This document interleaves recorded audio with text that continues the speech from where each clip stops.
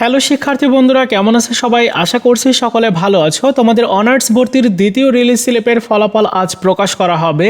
দ্বিতীয় রিলিজ স্লিপে যারা চান্স পাবে তোমাদের ভর্তি হওয়ার জন্য কি কি লাগবে, কত টাকা লাগবে, কিভাবে ভর্তি হতে হবে, সব কিছু নিয়ে এই ভিডিওতে ডিটেল আলোচনা করব, তোমাদেরকে জানাবো।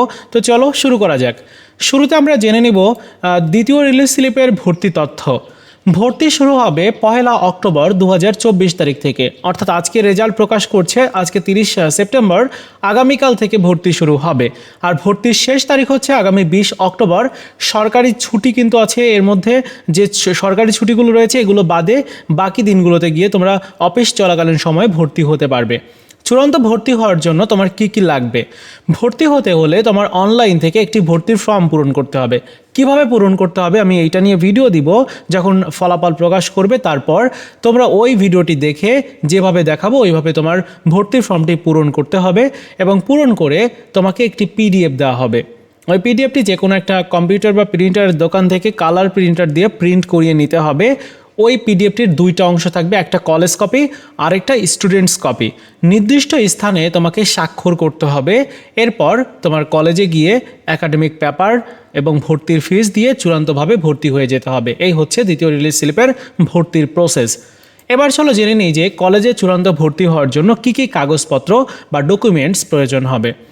প্রথমত তোমার প্রয়োজন হবে চূড়ান্ত ভর্তির ফর্ম, যেটি তোমার অনলাইন থেকে পূরণ করতে হবে। আমি যে ভিডিওটি রিলিজ স্লিপের রেজাল্ট দেওয়ার পর দেখাবো আর কি, তো ওই ভর্তির ফর্মটি তোমার লাগবে। ওটার কিন্তু দুইটা অংশই লাগবে, কারণ দুইটা অংশই তোমার কলেজে দিতে হবে, একটা তোমাকে দেওয়া হবে আর একটা কলেজ রেখে দিবে। এরপর লাগবে হচ্ছে এসএসসির মূল মার্কশিট, অর্থাৎ এসএসসি পরীক্ষার মূল যে সনদ নম্বরপত্র রয়েছে সেটি তোমার লাগবে। আর এইচএসসি পরীক্ষার মূল মার্কশিট লাগবে, অর্থাৎ মূল যে নম্বরপত্র সেটি লাগবে। আর কি কি লাগবে? পাসপোর্ট সাইজের রঙিন ছবি লাগবে 2 কপি, এইচএসসির প্রশংসাপত্রের ফটোকপি লাগবে 1 কপি এবং ভর্তির ফিস জমা দেওয়ার রসিদ লাগতে পারে। আর এর সাথে তোমার এসএসসি এইচএসসির যে অ্যাডমিট কার্ড, রেজিস্ট্রেশন কার্ড এগুলোর প্রয়োজন হতে পারে। সো এগুলো তুমি সঙ্গে নিয়ে যাবে, যদি প্রয়োজন হয় তাহলে 1 কপি তোমরা ফটোকপি করে দিয়ে দিতে পারো। এই পর্যায়ে জেনে নিব চূড়ান্তভাবে ভর্তি হওয়ার জন্য কত টাকা লাগবে। খুবই গুরুত্বপূর্ণ একটা বিষয়। জেলাভিত্তিক যে সকল সরকারি কলেজ আছে সেখানে তোমার 5,000 টাকা থেকে 5,500 টাকা পর্যন্ত প্রয়োজন হতে পারে।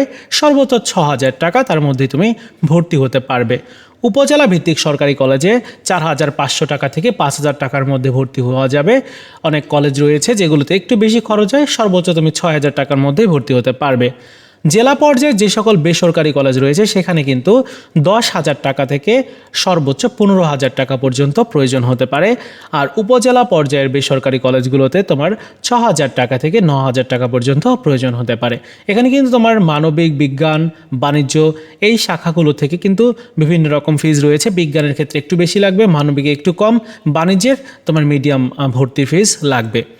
তো এই হচ্ছে পুরো তথ্যগুলো। আশা করি তোমরা জানতে পেরেছো যে ভর্তি হওয়ার জন্য তোমার কি কি লাগবে, কত টাকা লাগবে, কখন গিয়ে তোমার ভর্তি হতে হবে।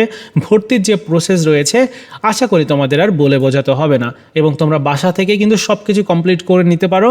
আর প্রয়োজন হলে তুমি শুধুমাত্র ফটোকপিগুলো কমপ্লিট করে তারপর কলেজে গিয়ে তোমার ভর্তি হয়ে যেতে হবে। তো এই ছিল আজকের মতো ভিডিও। দেখা হচ্ছে নতুন কোনো ভিডিওতে। ভালো থাকো সবাই, ধন্যবাদ।